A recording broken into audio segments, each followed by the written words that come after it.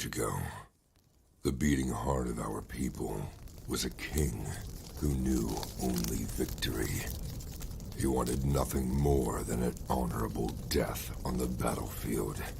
Yet, none could match him, and so he wandered the earth, becoming lost in time and tide.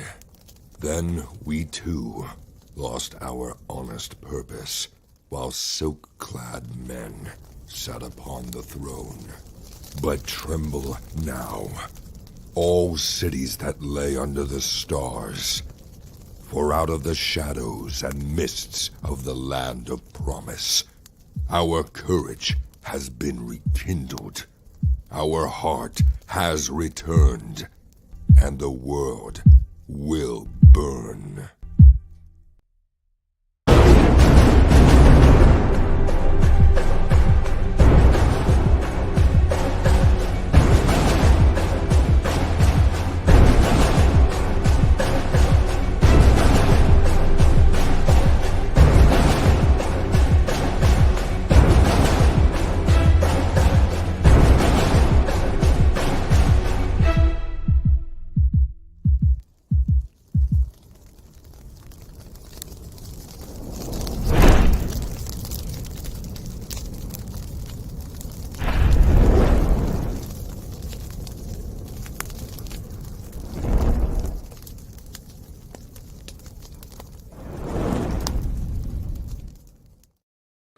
All right. How's everybody doing tonight? If someone could give me a shout out in the chat just to let me know that you can hear me, that'd be great. I see Sound Engraver is here already. That's great to see. Now, I know this is not my normal time to do a live chat. Great. Audio checks out. Thank you, Tony. Thank you, Sound Engraver. But I usually do my live chats on Wednesday evenings, somewhere between 8:30 and 9:30 Eastern Standard Time. But yesterday we had a little bit of a problem here. Just had some unexpected things to deal with all of a sudden yesterday evening. So I figured that I would do a live stream tonight, and I thought, hey, why not do it early so that I can hopefully see if I can draw a little more people in that normally can't stay up as late as I usually do on Wednesday nights, because I know I have several people in Europe, and they have to get up at like 4 o'clock in the morning if they want to catch my live streams. Anyways, so if you're new here, because we might have new people, because I'm streaming on a new evening just for tonight, what I usually do is I just give you my spiel about what I want to talk about tonight, which is house style and the outflow of continuity from house style. And after that, excuse me, I'll do that usually for about 20 minutes. I don't know if I'll get 20 minutes out of it today. I usually say that, but I always go over 20 minutes. But I do my little spiel for about 20 minutes, and then I see who's in the chat and if there's any questions for me, and you can ask me questions about anything, about my books that I have. Links for those books are in the descriptions for my 3 graphic novels, by the way, 2 superhero graphic novels and 1 return to form for low fantasy. You can ask me about anything we have to talk about tonight, anything I talk about in my normal Saturday videos, anything at all. So just if you could tag me or put a question mark at the end of your question, let me know that you are, first of all, asking a question and then asking a question to me, because there tends to be a little bit of cross chat by the time we get about an hour in, and we usually only go for an hour. So, excuse me once again. All right, Sequential Treasures is here. Very good to see you here. Sequential Treasure says companies no longer have any house style or any style at all. Well, we'll get into that, Sequential Treasures. So I want to start here talking about house styles. It's the fact that the more I learn about comics and the making of comics and using of sequential art, the more I know that I don't know anything. And I guess that's the beginning of knowledge, right? To know that you don't know anything. But the thing being that when I learn that I don't know anything, it isn't discouraging in any way, shape, or form. It actually just makes me want to learn more and more and more, faster and faster, if I can, because I want to know more and more about how things work. So I started to look into a house style because of last week's live stream and a few comments about house styles and a few comments I got after I was done with my live stream, actually, talking about house styles. And as I read about house styles, and when I'm talking about house style tonight, usually what I'm going to talk about is house style according to art, although house style, when you talk about Marvel house style, sometimes people will talk about it in terms of art and story at the same time and how they were produced together. But mostly I'm going to talk about art and the house style of art. And again, excuse me, I'm going to be just giving you the bare bones of this, and I'll tell you right off the bat that this is not gospel in any way, shape, or form. This is just my musings on what I've learned so far about house style, and I want to compare the house style over the years from Marvel and DC, and then get into whether or not house style is actually a good thing. So the point being that the discussion last week tended towards the idea that we should have a house style for our comics, and that gets people more and more into what they want, and as opposed to what you get from, let's say, mostly Marvel right now, which is all over the board. So that's where I'm going to go with. Let's start with Marvel, and we'll do a little bit of history of Marvel and house style. Again, this is very loose, and then I'll get into DC after that and talk about that and what the difference is between the two. So the point of why I put it down as house style and continuity, let's put some things up in the background here just before I begin. I'm going to be talking about Neil Adams, so let's put up the Neil Adams stuff that I love to show, and we'll put some other stuff in after that. But we're talking about, no, that's not the Neil Adams. Where'd it go? Oh, give me 1 second. Here we are. Let's see. There's Neil Adams. Anyways, I'll probably show that other stuff later. So, the point is that for Marvel, the reason why I called this live stream house style and continuity was because the continuity in art style was for Marvel a continuity that they were trying to get within their stories as well, because that's something that Marvel did almost from the very beginning, and it's something that DC didn't do when they were competing with Marvel for the first time and for the first couple of decades. I remember listening to a live chat with Jim Shooter, and when he was working for DC, because he started work for DC when he was like 13 years old, but when Marvel started kicking the butt of DC and he was writing Legion of Superheroes at the same time, he went to his editor and he said, I want to do continuity because I can see what they're doing over there at Marvel and it works great for what your audience wants. And he was told flat out, as he says, that we don't do this. We don't do that at DC. We just don't. And he kind of, started to sneak it in anyways, because he thought that that was the better way to tell a story. But the point is that Marvel started with continuity, and their continuity in house style art actually was part and parcel of the continuity of the stories itself. Now, it was a loose continuity, to say the least, but it was there. And when you look into the history of the house style of art for Marvel, you'll see that at one point you had Jack Kirby basically sitting down with the new artists and saying, this is how we draw a Marvel comic. And that, of course, gets passed on to John Buscema, who became the person who wrote with Stan Lee how to draw a Marvel comic. And again, he had his own school, and he would teach people how to do this in his own school, and then also as they came into Marvel. But the point is that you can see that influence, which I never really realized it was like that until this last week. And I was even talking about it with John from John's Longbox just last week when we were talking on his channel. And we were talking about the fact that he was reading Conan. And I said, Conan, when you look at early Barry Windsor Smith's Conan stuff, because Barry Windsor Smith never did anything for comics as long as a full comic before he started Conan the Barbarian #1 for Marvel. He just did like 5 to 8 page shorts in mystery magazines before that. But it looked like a copy of Jack Kirby, a rough copy of Jack Kirby. And if you listen to, I think it's Neil Adams, again, we're looking at Neil Adams right now, he said he wanted to first be a copy of Jack Kirby. And so you have these people who were imitating the Jack Kirby style, but it wasn't just because they wanted to be like Jack Kirby. It was because if you worked for Marvel, Jack Kirby sat you down and said, this is how you draw. This is how you create a comic. And it was part of their art house style.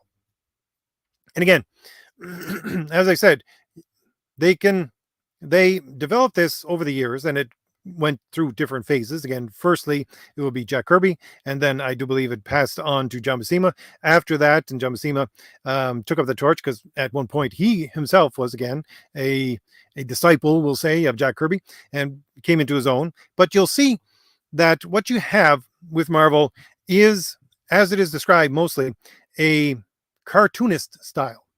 And that's exactly what you get with Jack Kirby, because Jack Kirby is a cartoonist. He's not an illustrator. And he just flat out recognizes this and says it plenty of times in the interviews that are out there.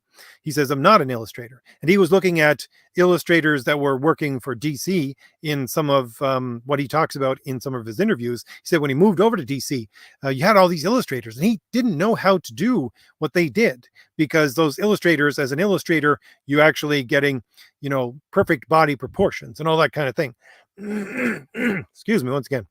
Not to say that you had the elongated body proportions of a comic at that time, which is slightly larger than a normal human being. But at the same time, you would get a continuity of how a person looked, and you get certain body proportions. But Jack Kirby knew he couldn't do that, and he was fine with that because he was a cartoonist, and he did work for I can't remember what cartoon studio it was, but anyways, I think he drew Popeye for a little bit. He's just drawn panel after panel, right?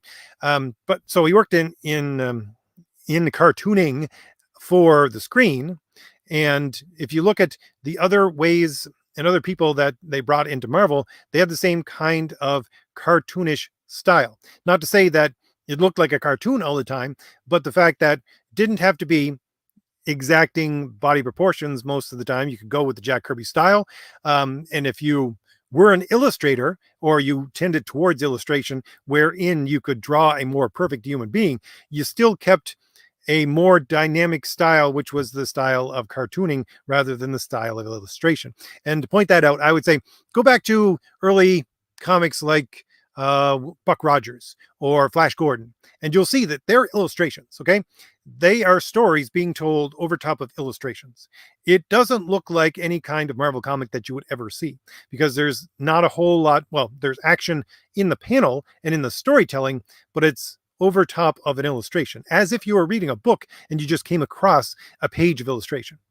That's the kind of art that you get in very early comics, and that's the kind of art that influenced the early DC comics. And if you look at early, certainly Superman, you'll see that a lot of people look at it and go, this is very stiff. I don't understand why people ever drew this way. Why? Because they're illustrators. They weren't cartoonists, for the most part, I would say. Now, the point being, again, you had Jack Kirby to begin with as a cartoonist, and he passed this on to the people that came after him, John Buscema, and again, Neil Adams would also be one of those people, even though, again, Neil Adams, as you see, is very detailed and very detailed oriented in how he draws people. But the point being, I think that cartoonish style is one that focuses on the movement, focuses on grabbing the attention, which again is your Marvel style, which is exactly what you get within How to Draw Comics a Marvel Way. It gives you examples of, this is a fine illustration, but this is the Marvel way to do it, because this actually is more dynamic, gives you more impact in the story, because you can see where the movement comes from and where it's going to, all that kind of stuff. And again, to me, and what I have read so far, that would be a description more of a cartoonish style rather than illustrator style.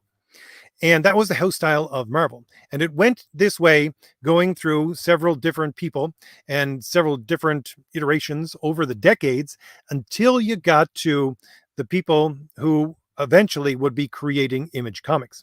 So you got, Rob Liefeld, Jim Lee, Eric Larson, all these guys. And they are doing stuff for Marvel. Todd McFarlane, they're doing stuff for Marvel. And the Marvel art style changed at that time, but it kept that Marvel art style in the vein of a cartoonish art style rather than being illustration.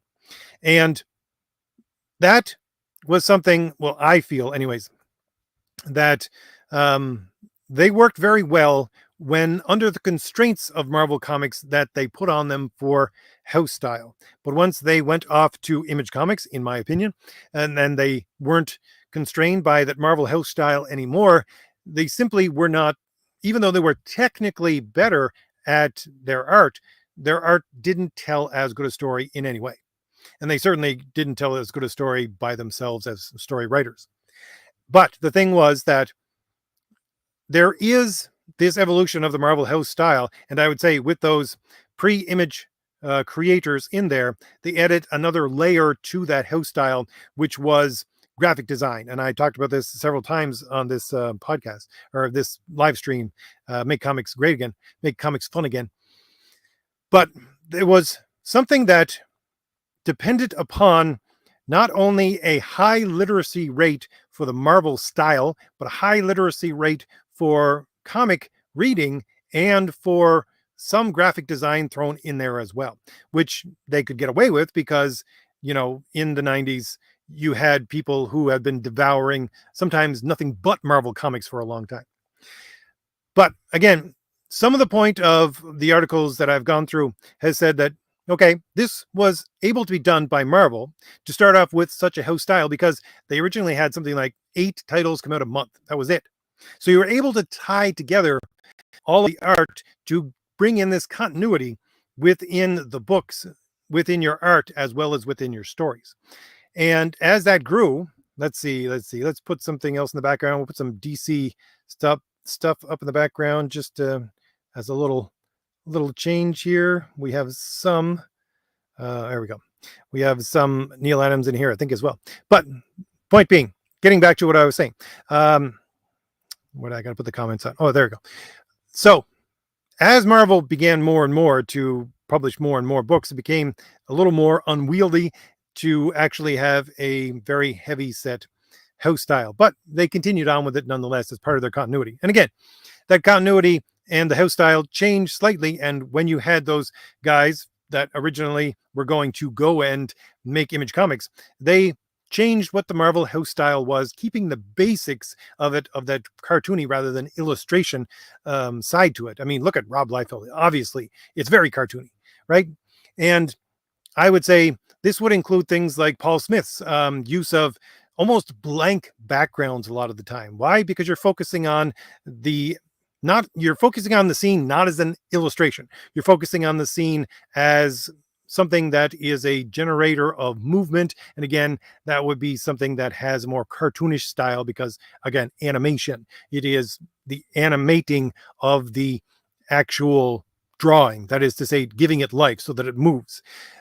So anyways, the point being that when this was happening, it changed what that Marvel house style was, and it eventually bled into the 2000s because you had the people that were in the mid 90s anyways, the people that were working for Image coming back to Marvel for a little while, and it just took their style from Image Comics and then imprinted it even more onto Marvel, and it became their house style. And that is something that continued on right into the 2000s until we get to about the late 2010s, 2010 to 2015, where it's acknowledged that Marvel pretty much just gave up on house style. They just shrugged their shoulders and said, we have so many comics coming out right now, because they just spam out comics, and they have been doing so for the last, at least 10 to 15 years. They have so many comics out there. Their thought was, okay, we'll just put out as many art styles as we want. We don't have a Marvel house style anymore. People will find something they gravitate towards, and they'll get 1 or 2 books that they like. And they can do that because they put out so many titles every month. Now, that gets into what we have today, which is, I would say, a very garbage house style, but I would say that's just my opinion. You don't have to listen to that. However, I would emphasize the fact that they do have some constraints to what they're willing to put out as art as well, because I talked to Rini. I can never remember how to pronounce her last name, from Fiendish, the creator of Fiendish. She worked for Marvel for a little while, but she was told, you can't go into the direction you want to with your art, which is very anime, very manga-esque. That's where she comes from with her art. And they said, no, we don't do that. So yeah, although you do get stuff right now that has certainly manga influence, like Peach Momoko within Marvel, but those are stories, again, which are non-continuity stories, all this kind of thing. So they do have limits as to what they're willing to put out there as art. But at the same time, I would say, looking from what I have seen of Marvel and, listened to their podcasts and everything over the last, 6 or 7 years, at least, what right now their constraint is can we pay these people? And that's about it. That's where their style comes from. And they don't have a fixed art style. I'm already going on for 20 minutes and I haven't even gotten to DC Comics so far. Anyways, let's get to DC Comics. Let's skip back over to DC Comics and talk about it as in comparison to Marvel, because that is very much what it is, because it played second fiddle to Marvel after Marvel came on the scene. So, as I said, I think the early DC style was a style of illustration, although they did not have a house style. They did not have a continuity at all, and that was with the art as well, although I would say it was much more heavily influenced by illustration rather than by a cartoonish style, which you have more of at Marvel. But as you get into decade after decade, you'll see, again, you'll see people with this illustration style begin to use, again, we're looking at right now, look at the art on the screen right now from Batman. Again, this would be almost a Marvel style with a DC hero, which is Batman. But anyways, the point is that why I wanted to talk about a little bit about Neil Adams was because Neil Adams usually is referenced as the changing point for DC Comics, because again, although he has detailed illustrations at times, he brought in a more Marvel feel to what he was doing with his Batman run for DC Comics. And after that point, they began to see a little bit of what you could bring to the story by having a house style, although they still didn't implant that on top of what they had for comics for quite a while. Let's see. I'll put Neil Adams back up in the background since I'm talking about Neil Adams. Give me 1 second here. Oh, wait a minute. We got some. No, those are old covers. Here we go. We'll put some Neil Adams once again. Anyways, but the point being that DC didn't have a fixed style, and I would say that DC did have different kinds of styles that they would use for different kinds of comics, different lines of comics. Certainly Vertigo is an example of this, because as you know, I talked about several times before, when you have the elongated superhero proportions, which have been used for, over 50 years within comics now, it's probably been about 75 years now since I think early Tarzan books. You had that in comics, and that was always the way you drew in comics. But when Vertigo came along, they used actual body proportions, and that's why the characters and the books look different. Again, you would have a Vertigo house style, but that would be in contrast to what you would normally get within your DC books. And then you had a lot of different people coming out with different art styles, Bill Sienkiewicz and all these kinds of things. So they had a mixed bag within DC for a long time. Until you get to the end of the Image era. And really what DC did, not until the New 52, was they had themselves a loose house style, and you could put in pretty much anything and go with what they wanted to for art.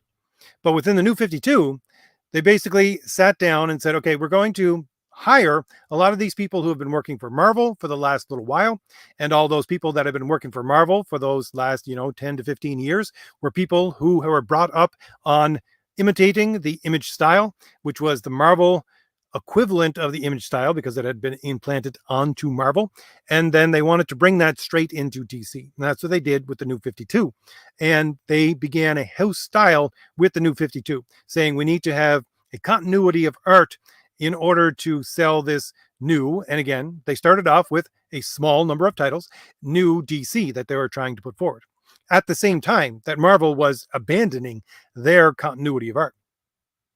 But to me, again, this is just my opinion on it, to me, that became something which did not work for them. I would say it worked to some extent, but you have right now, and really, it started to break apart a little bit over the last couple of years, certainly, because you have garbage art in there with things like Fire and Ice. You have these cartoony things that should not, Tumblr level art that should not be printed in an actual DC comic. Things like that. You have that right now. So it was broken to some extent. But again, you still have what you have with this DC style of house art, which was not only influenced by these image creators, but again, then they bring in Jim Lee, who again has his own style of image art and his detailed, almost illustration-like way of putting these scenes on a page, and that's what you get for DC art. And when New 52 came out, I can't remember, one of the creators that was putting stuff out for DC went online and said, if you pick up a DC comic right now and you don't like the art style, then you don't like DC right now. Because the point was, they were supposed to all have the same art style. They were supposed to have a house style for art. And again, I think it was very much influenced by this Jim Lee illustration like style, but at the same time drawing on the Marvel cartoonish side of things. But that Marvel cartoonish side of things just ebbed away slowly and surely until you got what you have today, which Graham Nolan was telling when I was talking to him. He referred to it as evergreen art, which is to say that it's just illustrations. It's not sequential art at all. You don't have any movement. And you could take this piece of art and you could put it on any page. You could put it on any cover. And it doesn't matter because there's no real clear reference to the rest of the story. And besides that, it just can be reused over and over again. And again, this is going back to an illustration style that, again, I don't think works with sequential art. And it certainly doesn't work with modern Marvel comics, or sorry, DC comics.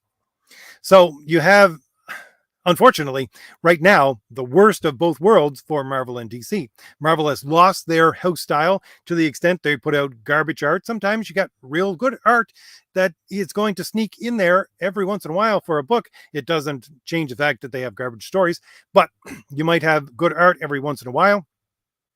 And you, again, I like the Peach Momoko stuff. That's pretty good. I actually bought some of that stuff, and I would probably buy it again if my comic store was still open, even though it's from Marvel. But at the same time, you have the majority of art that has bled into this. Again, I would call it a mud style. It's got no continuity to it at all. It's got no cohesive feeling to it as a Marvel comic. Whereas you have DC, who experimented with trying to finally get a house style and then started to draw comics which were so rigid in how the art portrayed what they were supposed to be showing as action, that it does not matter really to the story sometimes that you're even looking at a piece of art on the page. So again, the rigidness of illustration coming in there, and a lot of people have commented on this, talking about how it's generated from people who, when they use art right now, they do it in an illustrator style using 3D models and all that kind of stuff. So you have these characters, which if they had a cartoony style, they could bend in ways that normal people don't bend, but they don't have that cartoony style. They don't have that cartoony mentality. They have, I'm using a 3D model or a model that I have in my hands. It doesn't bend that way. Therefore I can't draw that way. And again, that is something which I would look back to Marvel, and especially, the Marvel in the 80s and the 90s, and say that's where Marvel's greatness came from to a certain extent, to embrace that cartoonish element to storytelling within sequential art within its comics, even though that doesn't mean it's a cartoon itself. It's more of, you can do things with your art that would break the normal illustration rules. Anyways, I wanted to talk a little bit about both Marvel and DC, and then get into what I usually do, but I've already been talking for the last half an hour about this. So I'll just talk very briefly about what I do, because again, as I said at the first, some people would say that the house style for Marvel and DC within its art also grows out of the way in which the artist was given a script for their comic to begin with. So that would, for Marvel, be a very, very loose, sometimes only one page or less than one page for a 22-page comic synopsis of what the artist was going to do for, putting together a story. Whereas in DC, you had the opposite. You had much more detailed. But at the same time, if it does grow out of that, and looking at what I do, I would say that I'm trying to go back to a more sort of late 80s style of house style for Marvel, but at the same time I use full scripts, which is a very DC thing to do. So I like artists that are very clear, artists that are very crisp, people that are, well, I would say the equivalent of a very early John Byrne or George Perez, people like that. Because I work with Renzo Rodriguez, with Nick Axe.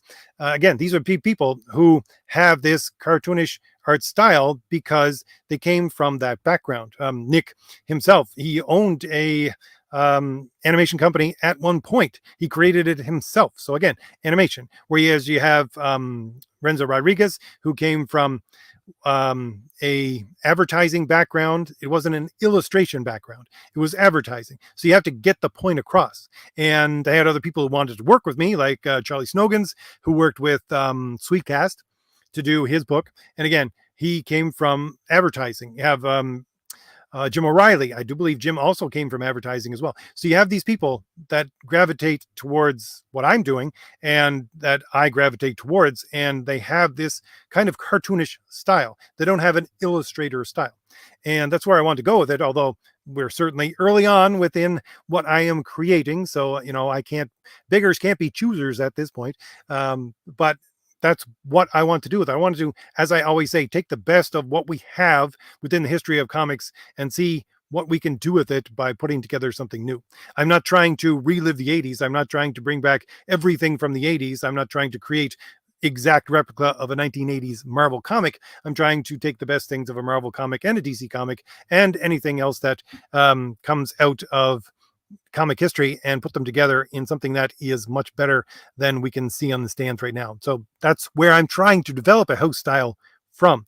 So let's see who's here, and I'll see if we got any new people in the chat tonight, since I'm doing it on the Thursday instead of the Wednesday, and early to boot. Let's see. Sound Engraver was here from the very beginning. Thank you very much for being here, Sound Engraver. I always give a shout out to Sound Engraver. She has a good channel that focuses on a lot of what I focus on, but she has much more musical inclination, so she draws upon different sources. So I always say, go on over to Sound Engraver's channel and give her a subscription if you like what she has to say. Tony is here. How you doing? Sequential Treasures. Sage is here. Final Fantasy fan is here. Random is here. Oh wow, Thursday stream. Yes, this is a special Thursday stream because I missed my Wednesday stream.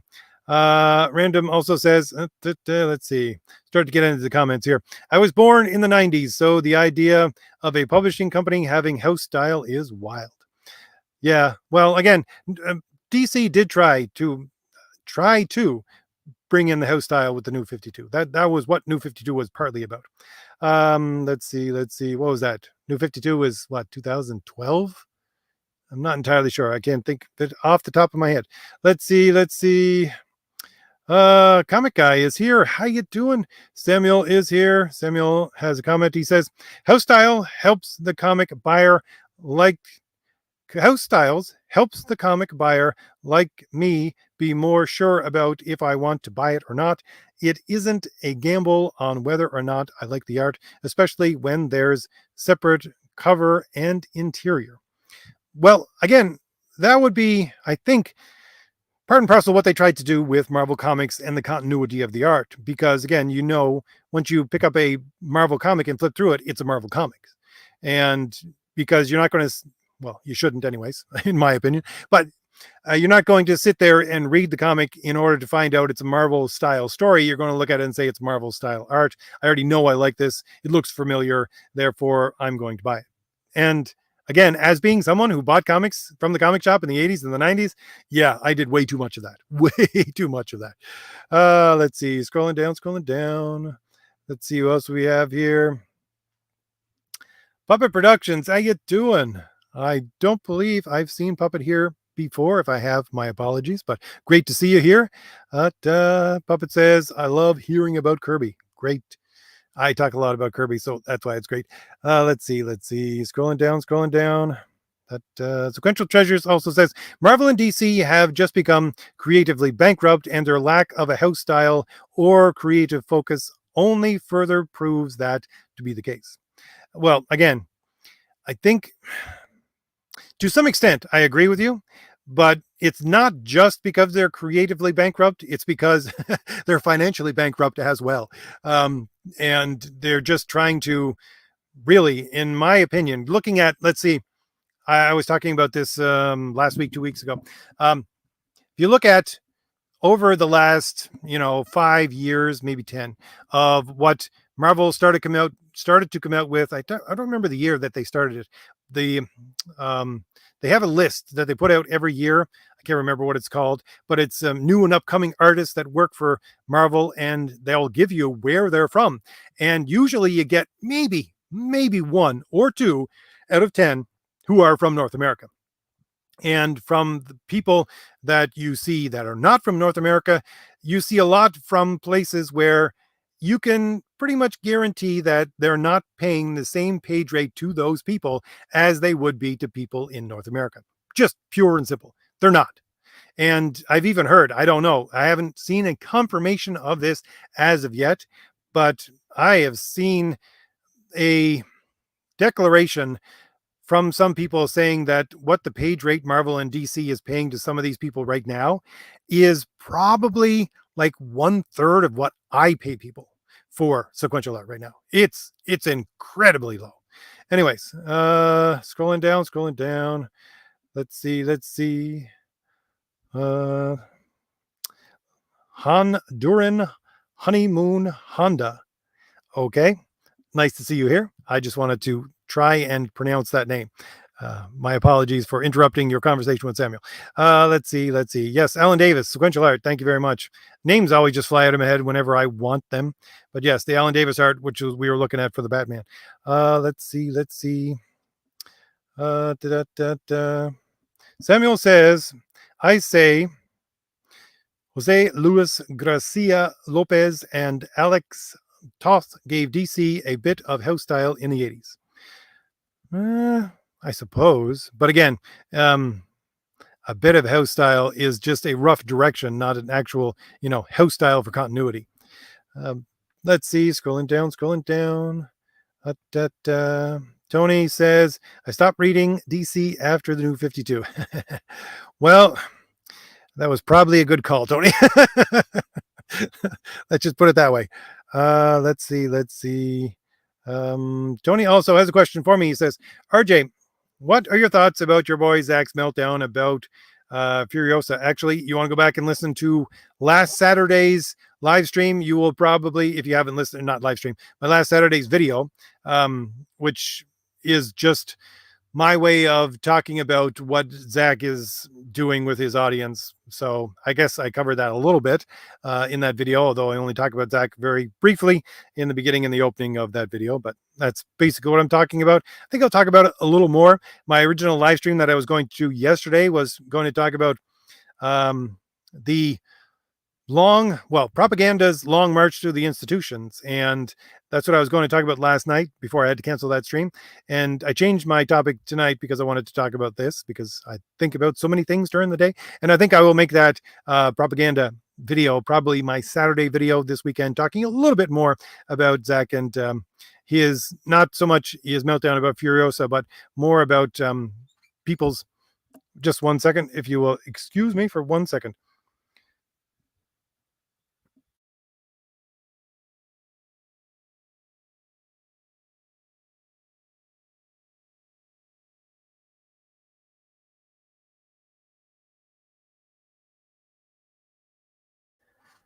My apologies. Someone was just knocking at my door. I apologize for the silence for whatever 10 to 15 seconds. Anyways, so I want to cover that within probably the video that I'm going to do this Saturday a little bit as well.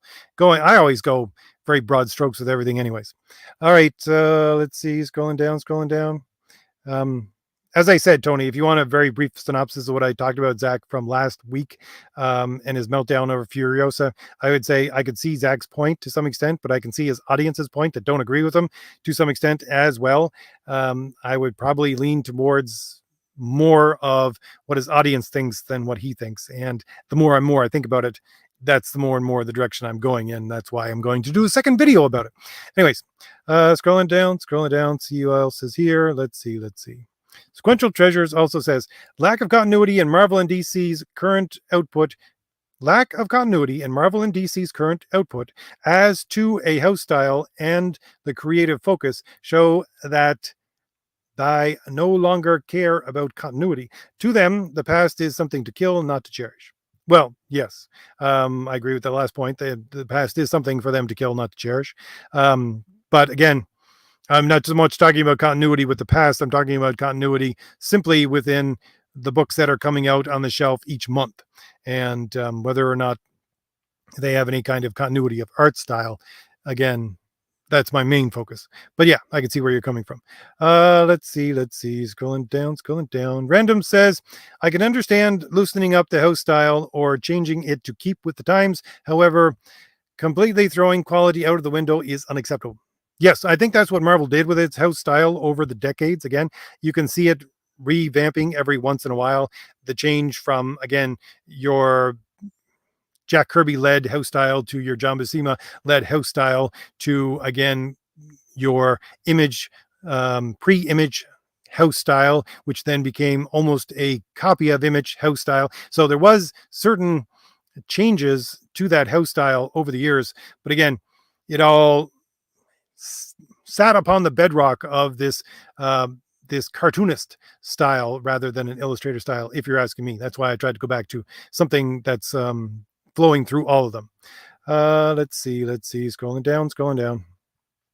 Samuel says, I like variety in comic art in doses, like the limited series or graphic novels or story relevant reasons for the change. Yeah, that would make sense. Again, I not particularly am one who is attracted to the art of Mobius, and I don't think that it would work in a permanent book that you would ever get from Marvel and DC. Certainly not in the past, but he did a spectacular job for that miniseries, which I think was only 2 issues of Silver Surfer.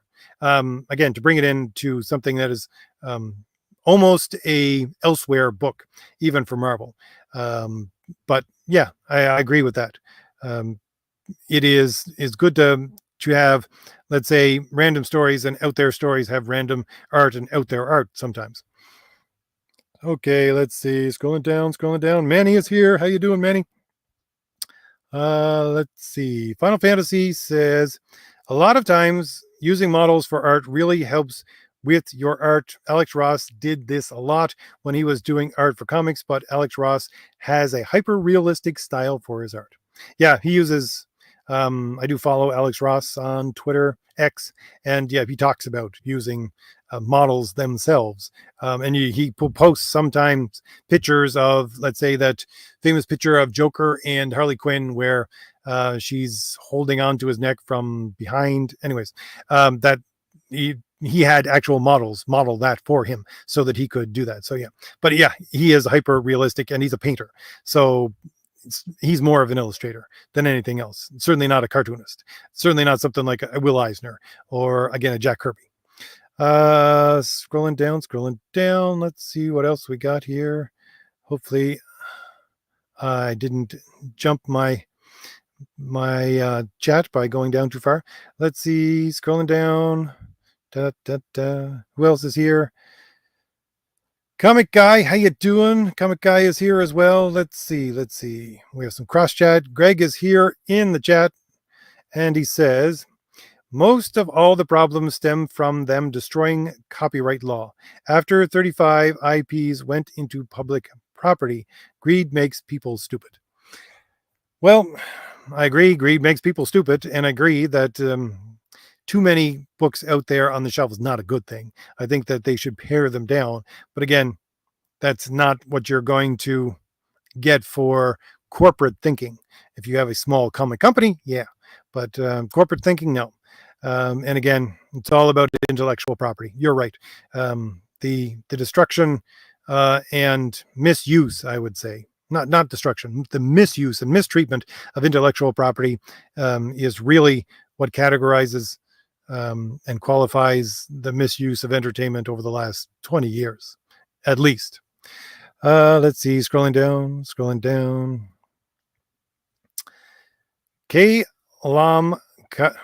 Kalamkai. How you doing? It says, is there an imagery example of the differences between a cartoon comic versus a stiff illustrated comic? Again, I don't know if this comment was put in before I talked about it, but if you want to go back to something very early, I'm not sure about what you would get today, but something very early. Go back to the very early Flash Gordon and Buck Rogers and those kinds of things, the early sequential art, and you'll see illustrators doing the art. Whereas go to any, I would say, 60s, 70s, or 80s Marvel comic at the very least, and you will see a cartoonish style. That is to say, loose dealings with backgrounds so that sometimes you put them in not at all. The use of body proportions that are just far and away out there, all these kinds of things. But at the same time, keeping a realism to them that is more realistic than you would get in what you would normally think of as a cartoon. Anyways, that's what I can get off the top of my head to answer that question. Let's see. Scrolling down. People talking about Zach a little more. Random says, I choose to ignore Zach Furiosa drama because it looks exhausting. Yeah, it's pretty much kind of what I'm doing. I mean, I watched a couple of his videos and I probably will watch a couple more. But I think there's a reason why Zach is very much attracted to what's his name? One of the guy he listens to all the time. I don't listen to him anymore. Again, the names just fly out of my head. What's his name? He puts out videos every week. I would say Zach and those like him are very much 90s people. That is to say, they want to go back to the 90s. And again, I would like, many people would say, I want to go back to the 80s, or I live in the 80s. But I would say, no, I want to bring them forward. I want to bring them forward to today, and we'll take the best parts, because there were certainly some not good parts. And I don't want to relive the not good parts. So let's just take what's good and bring it forward. But those people want to go back. I think Zach does a little bit to the 90s and say, why can't we just go back to the 90s? And my pat statement for why we can't do that, which I've said for many years on this channel, is we can't go back to the 90s and just have it as it was in the 90s, because the 90s led to here, not by chance, but inevitably led to here. And there is no other destination from the 90s except where we are right now, which is the craziness we have right now, the insanity that runs through all of our institutions that we have right now.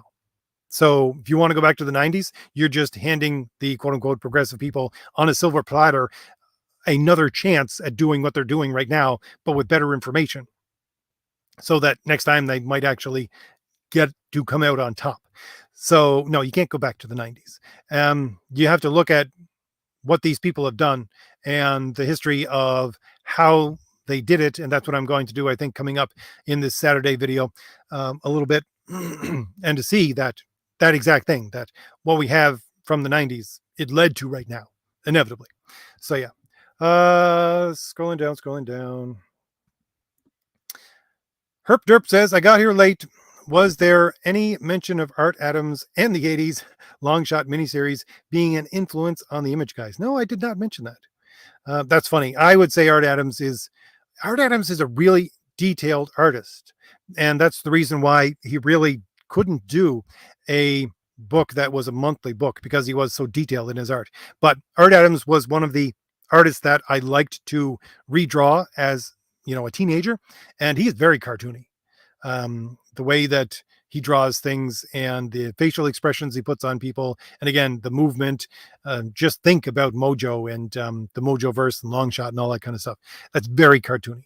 And again, to some extent, that's why I would say Marvel works right now as a cinematic universe, because that cartoonish style does translate well into actual moving pictures, now that we have the ability with, the computer generated images that we can basically put cartoons on a screen that look almost like they're real. And I think that's a lot of what we've seen over the last 10 to 15 years with Marvel and its movies. Let's see, scrolling down.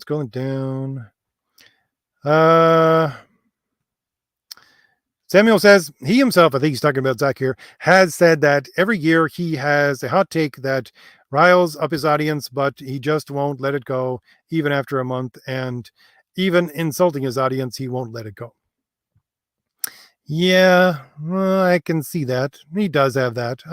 I agree with that. uh, because I listened to, Zach almost from the very beginning. And there was a point after about 6 months into his channel, I was like, yeah, I don't know if I want to listen to this guy anymore. But after a while, so the question is, are people actually going to come back? That's the question. All right, let's see. Zed says, I received my book, RJ. Just wanted to tell you, thank you very much for letting me know. I'm glad to see we're still fulfilling Thomas Valiant right now. In case anybody knows, it's a slow process, unfortunately. Just because I find that, well, I'll put it on the level for you right here. We made about, what is it, 25,000 on the book for the Indiegogo campaign, and that's just barely covering costs. And I certainly don't have the money from that to hire somebody to put it out there themselves for packaging and everything else. So A, I'm doing it myself. And B, I like to do it myself to some extent because it does give me a better feel of where my audience is, who my audience is, and all that kind of stuff.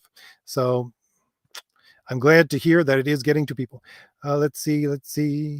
Samuel also says, let's see. I don't think I'd ever unsubscribe from him, but this has been so exhausting that I decided to do just that. Well, I just decided to take a break from Zach for a little bit. But at the same time, I am interested to hear what he has to say because he does have interesting ideas. And that's all the things that I'm about, to spark interesting ideas and to come up with something better. That's kind of what I try to do with my channel. I'll say, okay, you have all these people and they're talking about this thing. And, Zach is usually talking about it as well, but they're not talking about it in a way that actually pulls on the intellectual strings of it. They're not understanding exactly where it's coming from. And that's where I come in. And that's why I do videos. Anyways, scrolling down. Let's see if there are any more comments for me.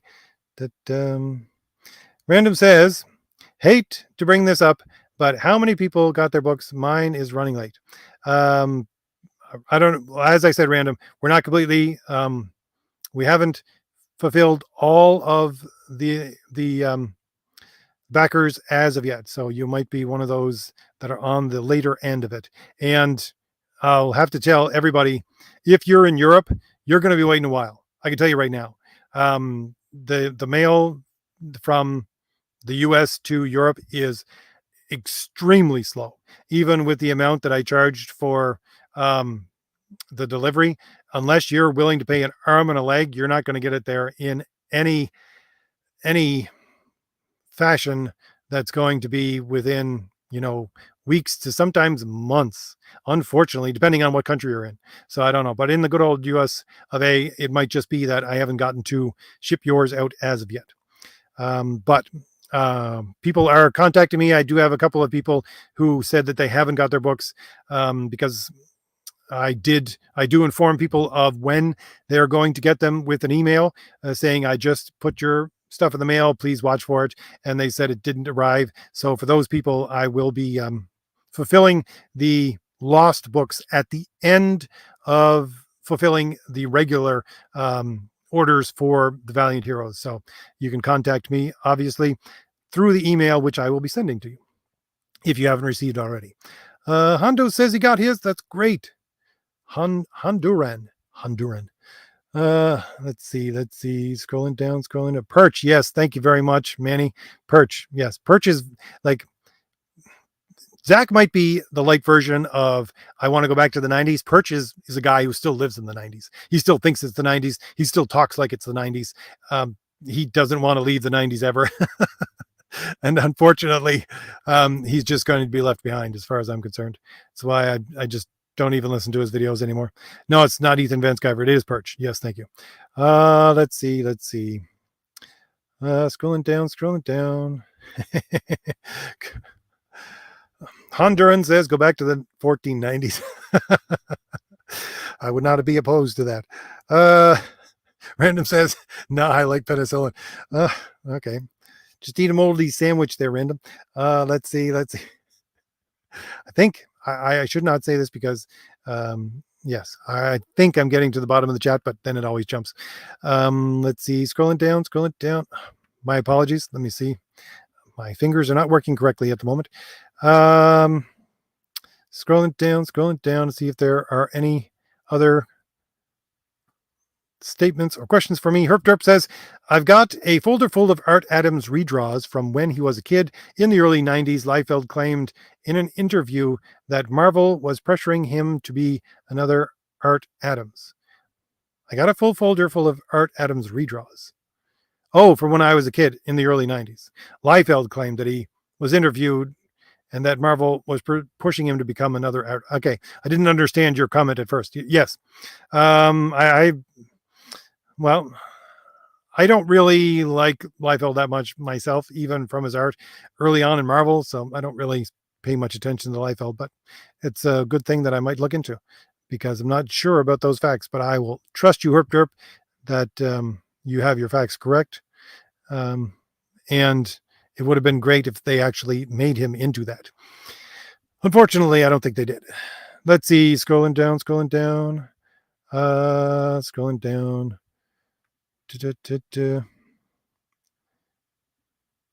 Manny says, did the sound just change? Hopefully not. Hopefully you still hear me. It says my mute or my mic is on, so hopefully everybody can still hear me correctly. Tony, let's see.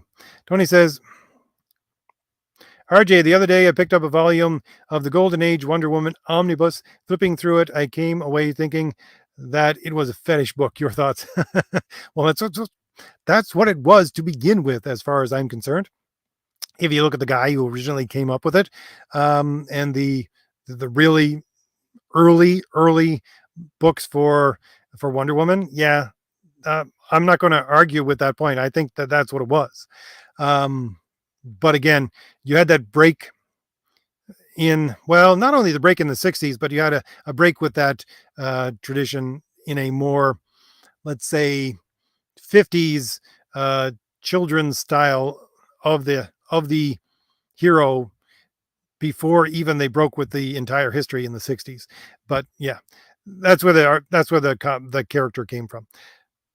Although talking about Zach, I would agree completely with Zach's claim that they always talk about a DC, the big three, as being Superman, Batman, and Wonder Woman.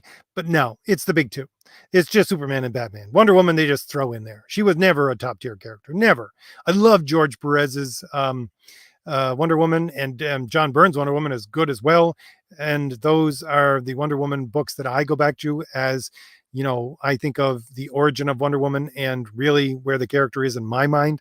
But at the same time, it didn't come from a good place. And it's never been a character that was really top tier, not Batman level, not Superman level. Let's see. Scrolling down. Liquid Boss is here and says, I just wanted to say that I really enjoy your commentaries on comics, and not just because I find myself agreeing, though I do feel like you pull your punches sometimes.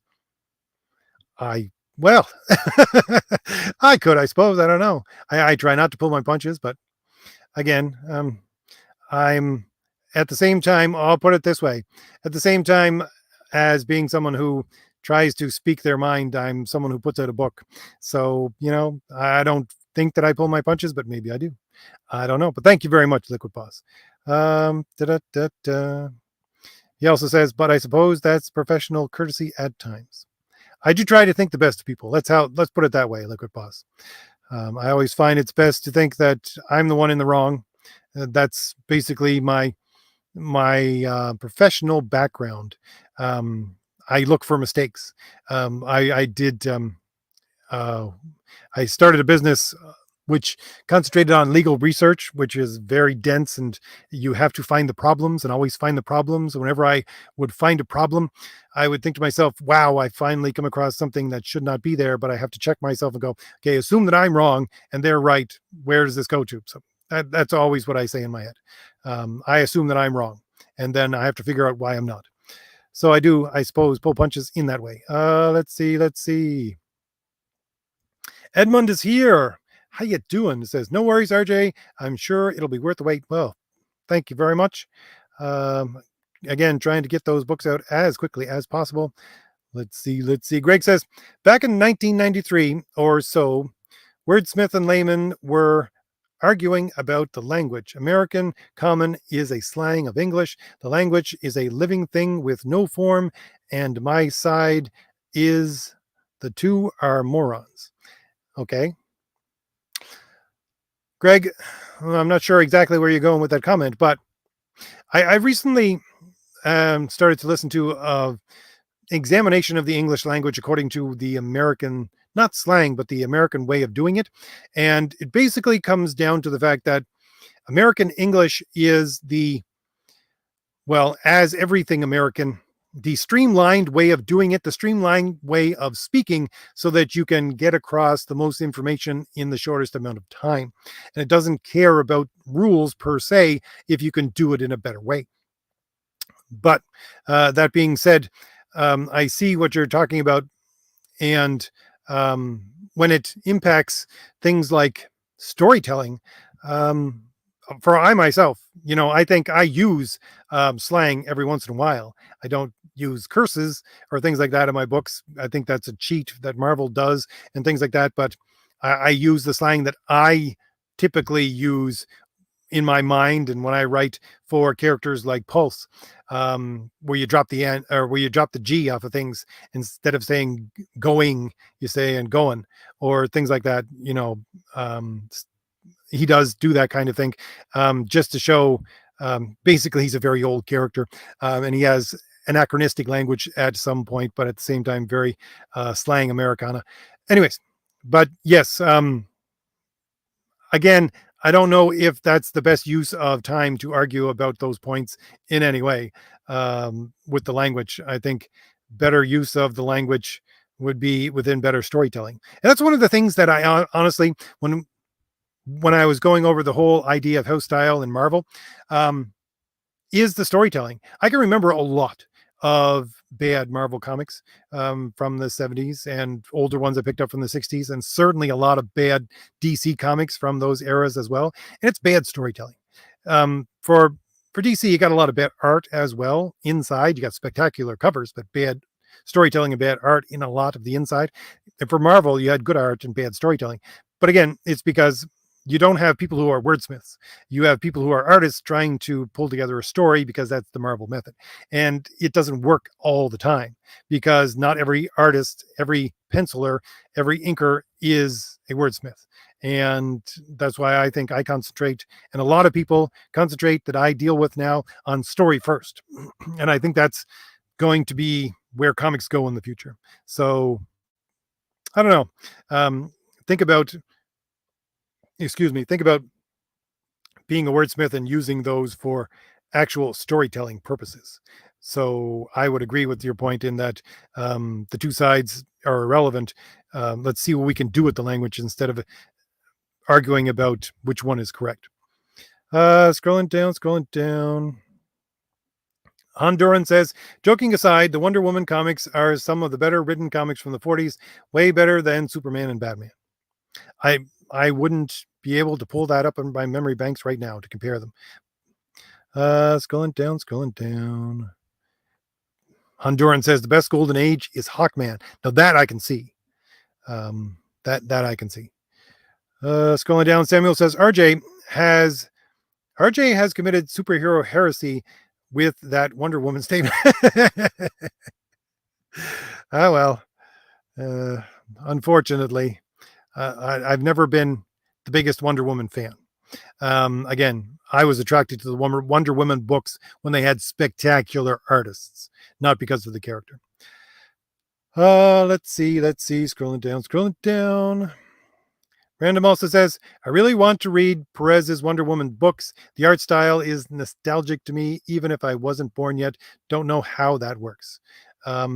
Because it's a style of proportionality, and proportionality is part of the outline of beauty, and beauty is something that is akin to the human spirit, and we recognize it almost instinctually. Well, I would say well, not instinctually, but almost instinctually, because it's something recognized by the soul rather than the mind. So it's not so much instinct as in nature. We recognize it naturally.